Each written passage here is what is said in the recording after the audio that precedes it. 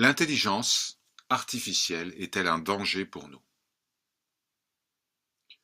Beaucoup de voix aujourd'hui répondent oui, souvent avec anxiété, parfois sur un ton apocalyptique. On nous dit que les machines vont nous remplacer, nous dépasser, nous rendre obsolètes. Et sous ces peurs se cache une inquiétude plus profonde, le sentiment que quelque chose d'essentiel est en jeu. Regardons cela de plus près. Du point de vue de la sagesse Advaita Vedanta, la réponse est très simple. L'IA n'est pas un danger pour ce que nous sommes.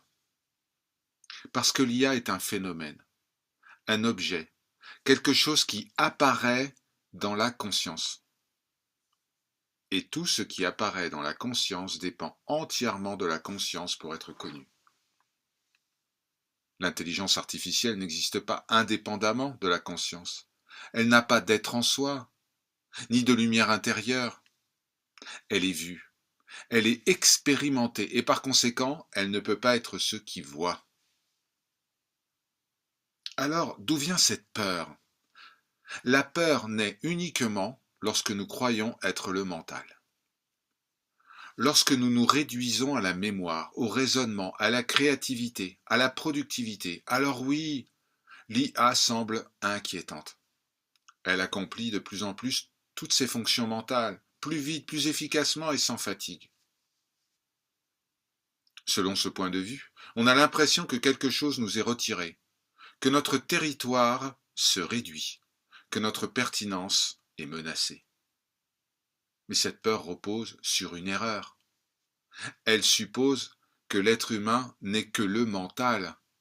Or, la sagesse Advaita affirme depuis toujours le contraire.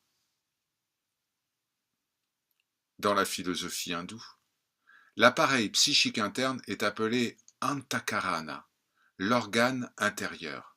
Il inclut l'intellect, le sentiment d'être une personne, le mental qui traite les pensées, et cette faculté qui stocke la mémoire. Mais l'antakarana n'est pas le soi, c'est un instrument, une fonction, un mécanisme subtil apparaissant dans la conscience. Le véritable soi est le témoin silencieux de toutes ces fonctions. Il ne pense pas, il ne calcule pas, il ne stocke pas d'informations, il illumine toutes les expériences. Vu sous cet angle, l'IA est simplement un antakarana numérique, externalisé, un mental de substitution. Ça n'est pas la conscience. L'IA peut traiter des données, elle peut simuler la créativité, elle peut générer du langage, de la musique, des images et même des propos qui ressemblent à des intuitions. Mais elle ne sait pas ce qu'elle fait. Il n'y a pas de présence, pas de conscience d'être. Ce qu'elle remplace ou imite, ce ne sont pas les êtres humains, mais des fonctions mentales que nous avions à tort prises pour notre identité. Et c'est précisément pour cela qu'elle est si dérangeante. Elle met en lumière une confusion ancienne. Pendant des millénaires, l'humanité a confondu intelligence et être, pensée et réalité. C'est le fameux « je pense donc je suis » de Descartes. L'IA remet cela en question. Elle pense, mais elle n'est pas consciente qu'elle pense. Si la pensée peut être automatisée, si la créativité peut être simulée, si la résolution de problèmes peut être externalisée, est-ce que cela nous concerne vraiment? Du point de vue non duel, l'IA n'est pas une menace, c'est une opportunité. Elle ne diminue pas la conscience, elle révèle ce que la conscience n'est pas.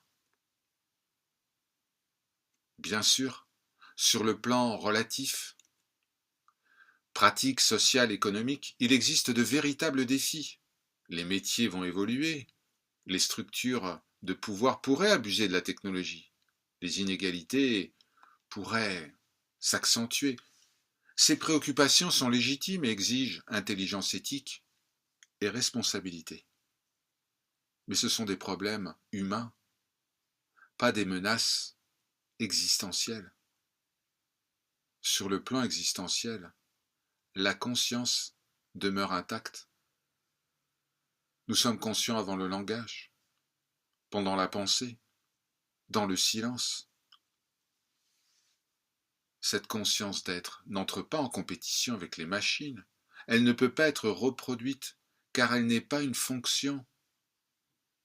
L'intelligence artificielle pourra un jour surpasser le cerveau humain, mais le cerveau humain n'a jamais été le soi. Et c'est ici que se révèle une vérité profonde. Plus l'intelligence artificielle va exceller dans les tâches mentales, plus elle va confirmer la vérité enseignée par les sages. Tu n'es pas le mental. En ce sens, l'IA pourrait devenir un des plus grands alliés inattendus de la connaissance au sujet de notre véritable nature. Elle nous dépouille des fausses identités. Elle remet l'intellect, le mental à sa place, un objet, pas le sujet. Elle nous confronte à la question qu'aucune machine ne peut résoudre. Qui est conscient de tout cela? Si nous nous accrochons à l'identité du penseur, du créateur, de l'acteur, la peur va persister. Mais si nous demeurons comme la conscience elle-même, la peur se dissout. L'IA apparaît alors comme ce qu'elle est réellement, un outil,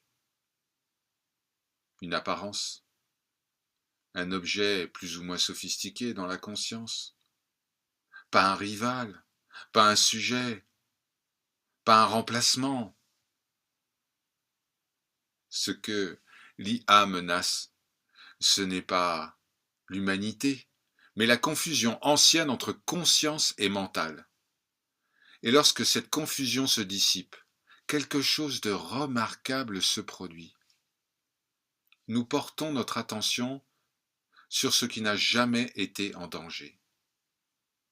La simple présence, l'être silencieux, la conscience dans laquelle apparaissent et disparaissent les esprits organiques et digitaux.